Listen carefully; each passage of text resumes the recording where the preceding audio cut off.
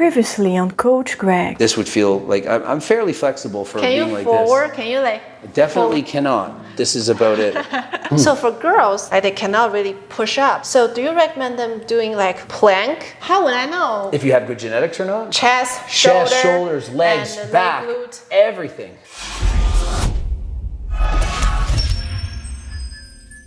Let's try the back. This is a fun one up here, a different back exercise. There's various handles that you can use. So basically I always say, pick the handle choice that you like. So you've probably seen this one before where you grab here or there. This might be new. Your hand is just go on the top like this, under the pad. And all you're doing here is you're stretching at the top. So you're getting that lat stretch here and you're pulling down. So your elbows are aiming backwards, not forward. So some people will pull like this. You want to pull your elbows more back. Pull it under your chin to top of your chest.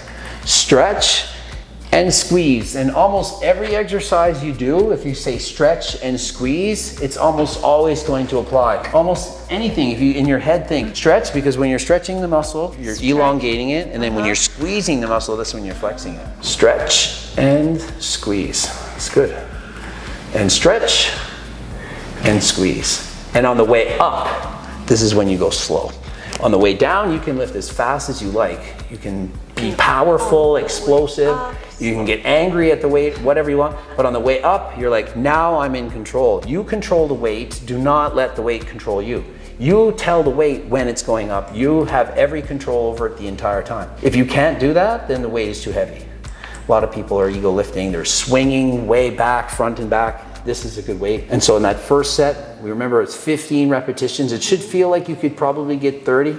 If you feel like you could only get 20, you probably went too heavy on the warm-up set. And if it feels like you can get 50, 60, 70, you probably should have just warmed up a bit heavier to start with. But nothing wrong with starting at the first set really light and then going from there. Yeah. And so do you feel this in the back muscles? Like you definitely should be feeling it in here as you're pulling. Yes. And secondary, you're obviously working the biceps. You can't get away without training both of those body parts at the same time doing this. Yeah, definitely I can feel it. And you can switch from one grip to the next. If you tried this grip and you didn't like it, you put a different grip. It's kind of like when we said about, when we talked about exercise, like what if you like running or cycling or swimming, if you don't like it. If you don't like that grip, you don't like that motion, pick a different one. Because it's all gonna work the back. As long as you're doing it, it doesn't really matter how you do it, as long as you get it done. No matter what kind of grip you use, like whatever you like. You could grab overhand, you could grab underhand, you can grab it this way, you could do one arm at a time. In general, it doesn't really make a big difference. The people worry too much about what grip do I need. Just do the exercise, and whichever one's fun for you, that's the one you should do. So some people, because I do corrective exercise as well, so some people, their shoulder, they cannot reach here. Like some people, because they over 90 degree, like higher, they feel intense, or they have to have the round shoulder and like, you know, compensation to lift their arm. Like, what should they do? Well, the first thing I tell people is if they're injured in certain body part, that they should try to find an exercise that's the least painful. So for example, we're working the back here. We could do this exercise, we can do that exercise, we can do this exercise where we're bending here and just pulling up. So there's several different kinds of exercise. And so if there's an exercise that's less painful, then do that one. So that's the first thing you should do. Next is if you have a serious injury, you should be going to see a physiotherapist or somebody or a doctor to diagnose, like, why is that happening? Like, is there something wrong with your body? Do you need surgery or something? Because we don't know. You can't just have somebody go to the gym and say, oh, I know what's going on. Next thing would be flexibility. Like if somebody can't put their arm up, is it because they're just not stretching enough? The like if you've never, mobility. like look at my lack of flexibility. I can't grab my fingers together. You can't. But when I was a kid, I could grab my hands like that. I was a swimmer, so I would swim all the time, so I had a good range of motion. But now, no way. If I want to practice, I could just hold my body and just stretch. And so over time, I'm going to increase that range of motion. Some people can't lift their leg up like this. They might be here, they're like, I just can't. If they keep practicing, they can. Same as a squat, maybe they can only get to here. But they haven't practiced going down, they're maybe too tight here. But if they keep stretching, eventually they could do it. So that's definitely what I would suggest. So many things we can do. We've already done the triceps. May as well do a lat pull over. So this exercise, just gonna lean forward, bend at your knees, lean forward, and we're working up in here, okay? In the serratus. You're gonna pull down and come to the side of your body like this. Stretch up front and pull down your body like this. So you almost looks like I'm a swimmer, like a butterfly swimmer. So if I were doing this motion as a swimmer, use these muscles, or if you're going like this. So a lot of people are running all the time, but they're not really working on these muscles in the front. So you can give that a try. 20 pounds at the start. It's actually fairly heavy to start. Good, just lean forward and get a stretch right there, absolutely. Yeah, and so you are feeling these muscles on the side when you're stretching. You really feel it at the top right here. That's the biggest, the most important part. This is probably quite heavy. Can this one give me the hourglass shape? Technically, yes, because you're building up more muscle up here.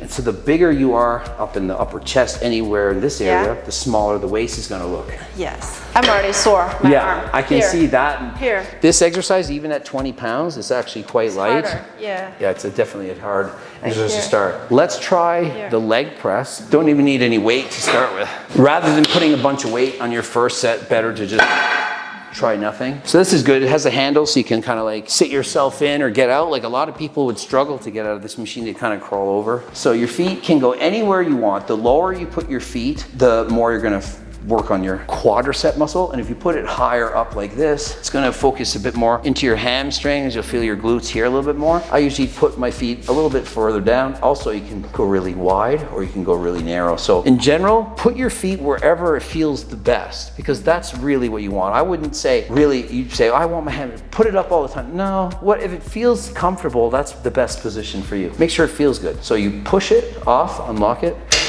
and then these will basically allow it to go past here. If you pull it back, it's done. So push it up, pull out to the side. You can hold on the handles or you can have your hands here. It doesn't really matter. And lower it until it's comfortable, preferably around 90 degrees. But as long as your lower back is not like rounding, like you don't want to lift your bum off the mat. So as long as your butt is touching in the ground, that's all you really need. And you basically push to about 90. Push to your knees. You don't slam your knees at the top. Close to lockout is good. And that's it. And you can experiment if you want to try your feet a bit wider, or you can put your feet lower, or you can put your feet higher and just see which one really feels the best for you. And as always, we're going down slow. Yes. And then on the way up, you go as fast as you like. It should feel relatively easy, but obviously it's your warm-up set where you're just trying to get into it and you're learning the exercise. So I sit up first. Good. So right here. 90. Yeah, that's plenty low. You can go lower if you want. Your back isn't rounding. So as low as you're comfortable doing.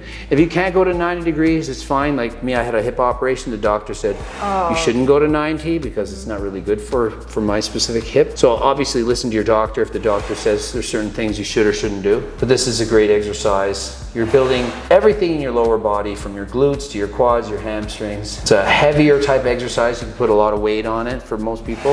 And there's obviously a ton of exercises that you can do instead of a leg press. You could do a squat, you could do a hack squat, a V squat, Smith machine squat, lunges, step ups. I think most of the girls, they must want to ask which equipment is the most effective for, you know, gaining the size of bum, like getting more booty. Glutes, the most Bubble effective. The ultimate most effective exercise, which the machine didn't arrive yet. It's like a hip thrust. So you're basically laying down like this, and there's like a strap over your weight like this, and you're basically pushing up and going down, and you're pushing up. So you're squeezing your glutes up, and the padding would come down like this. You could actually sit on a bench. I could demonstrate that. Maybe we could just come over here.